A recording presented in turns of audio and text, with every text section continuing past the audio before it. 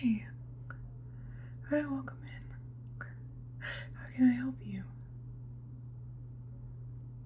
Oh, okay, yeah. Yeah, I talked to you earlier on the phone. Okay, go ahead and take a seat. Of course, it's no problem. We are always happy to help our clients make the best decision for them, so I don't have all the time in the world to go over this with you. It's no problem at all. Before we get started, do you need anything to drink? I think we have soda and bottled water in the fridge. Okay, well, just let me know if you change your mind. I don't have any problem running back there for you really quickly, okay? Okay, great. So, you are struggling to decide what kind of credit card is best for you in your situation? Yeah. No, I totally understand. That's a really common problem. There are so many credit cards on the market these days, and they all have their own little incentives and rewards and fees and deadlines that make them all a little hard to understand if you're not used to dealing with that kind of language daily. So, yeah, exactly. So, I don't have any problem helping you out. So I'm just gonna run you through the kind of standard categories for credit cards and then give you a brief explanation of what those might entail, and we can decide which one will work best for you, and then get you signed up. We can do your application here if you make your decision now. Yes. Of course, you're welcome to go home and think on it, but if one of them really rings through to you and that is a decision you want to go forward with, we'll go ahead and get you run your credit check and get you applied today. Great. Okay. So we have several, like I said, several different types. I have all of my information pulled up here on my screen, so I'm just gonna walk you through it. So we have standard credit cards, travel credit cards, business, cash back, balance transfer credit cards, student credit cards, and secured credit cards. So, obviously, like a standard credit card is, exactly what it sounds like. It's just a normal, everyday, entry-level credit card. No frills or rewards really to speak of. So yeah, you just get your balance up to a certain credit limit and you use it to make your purchases and make your payments on time. APR interest varies depending on your credit, so that's something that we'll have more information on once we actually run your credit report. But like I said, no frills, nothing fancy. I don't know where your credit is at, but if you don't think you probably have the best credit, that might be one to consider because it is, like I said, very entry level. A lot of people, that's the first credit card they get. Yes. Along that same vein, the last one I mentioned is the secured credit card. Yes, and that is one that you may want to consider if you are aware that your credit is poor or non-existent. Yeah, if you don't have anything on there, it can be just as bad as poor credit, actually, sometimes even worse. So this is a credit card that some people do have to choose to go for with this if it's a credit builder that you're looking to start. So a secured credit card requires a deposit. Yes, so if your credit score is below 620, your credit, like a secured card would be a better option, and your credit limit is equal to your deposit. So say they ask for a deposit of $500, you're going to pay that to them, and then that's the money that you can spend. So basically you're just spending the money you already had, but over time, as they see you can make your payments on time, your credit limit can rise, and then you can apply for other credit cards that actually have benefits and rewards and cash back and those type of things. But yeah, so that's a good option if you know your credit is 620 or below. Okay, so the next type that's really popular is a travel rewards card. Do you travel a lot? Not too much. Yeah, okay. Well, some people have these just to slowly build up miles, but they really are recommended for those of us who are jet setters and go-getters. Yeah, so there are a number of general travel reward programs that allow you to earn points and then redeem them for any number of items. So airfare, hotel stays, cruises even. Yeah. So most of the travel rewards credit card programs have a pretty straightforward policy. 1 point for each dollar spent is very very normal option that you're going to see a lot if you just look into, the kind of standard travel card. Right, so you use your credit card for whatever, and then you get the points that can be applied to your traveling things, but you can also use that card for traveling and then get the points that way too. So it just depends on what you have going on at the moment, if you have any travel plans.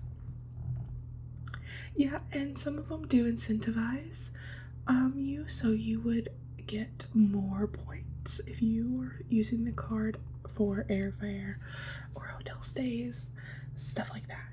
Not everyone, again, it would just depend on which company you decide to go with, but that is an option that we could look into if you're interested in that.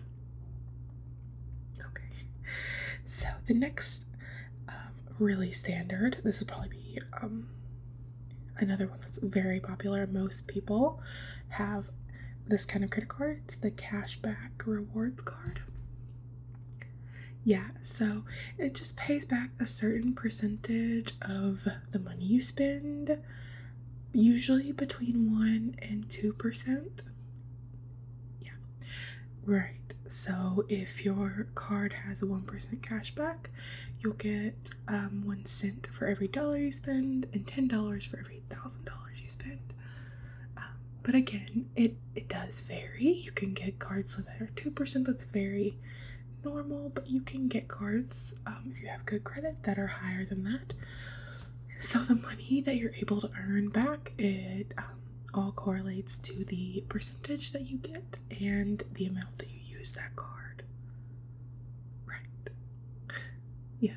So that's a good way to earn. Like you can spend, like you could use that card to buy something, but then immediately pay off your balance. It's just you want to get that reward, but you don't want to rack up tons of debt that you're not paying.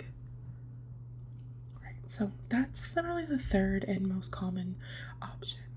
Now, these other ones may not be applicable to your situation, but there are only 2, so I am going to go over them with you really quickly just to cover all of our bases, if that's okay with you.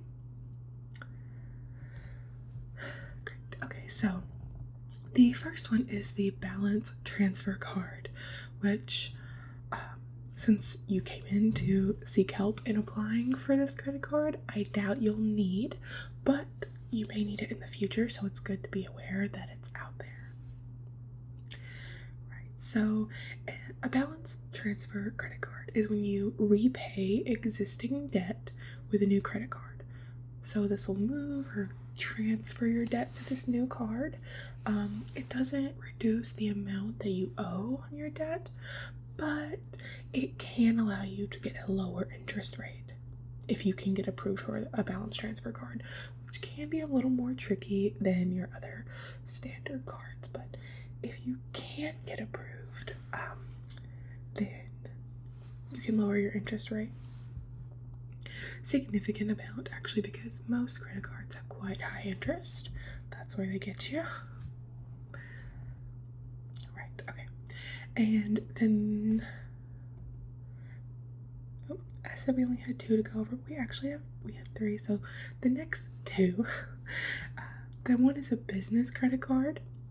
So as you might guess, a business credit card helps you maximize business purchases. So some cards, let's see, offer bonus points for online related purchases like advertising, whereas other cards prioritize physical purchases at like supply stores, gas, travel, airfare again, taxis, hotel stays, anything like that that has to do with running your business. You can get redeemable points back the same way, or cash back again, just depending on what card and what company you go through, but they're tailored towards businesses. Okay, and then here we go with the last one. It's the student credit card. So are you a student? Okay, well, yeah, they're simply just credit cards that are marketed towards students. They typically have a lower credit limit, which increases the likelihood that you'll be approved. Right, because like I said, that's why a lot of people have to get secured credit cards. If you're not a student, that's kind of the route you go, but if you are a student, it's nice to have that option, because when you are really young, you just don't have any credit to speak of. There's nothing there, and they want to punish you for that for some reason. I'm not really sure, but yeah. So those were the major ones. There's obviously niche credit cards all over the board, but those are the ones that your everyday person might be interested in. Right. So again, let me just, there's standard credit cards, travel, cashback, business, balance transfer, student credit cards, and secured credit cards.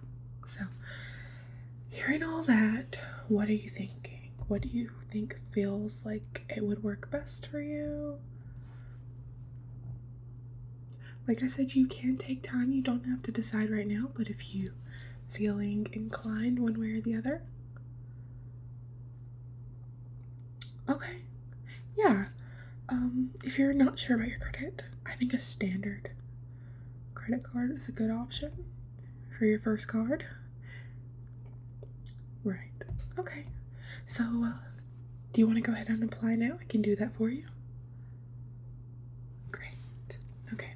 So I'm just going to need to take some of your details so that I can run your credit check. Okay. So what is your legal name? Okay. Great. Your birth date.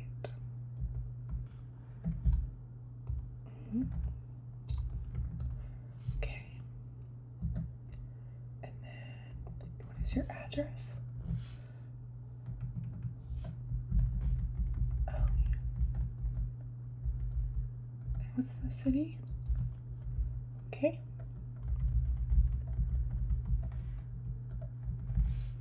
Great. And what is your social security number? Yes. Perfect. Yeah. Oh, that's all I need. So I'm gonna hit send and just give it a second to do its business.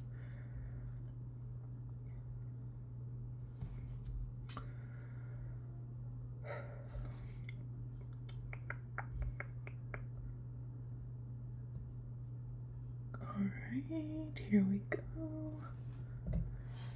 Okay, so that looks pretty good.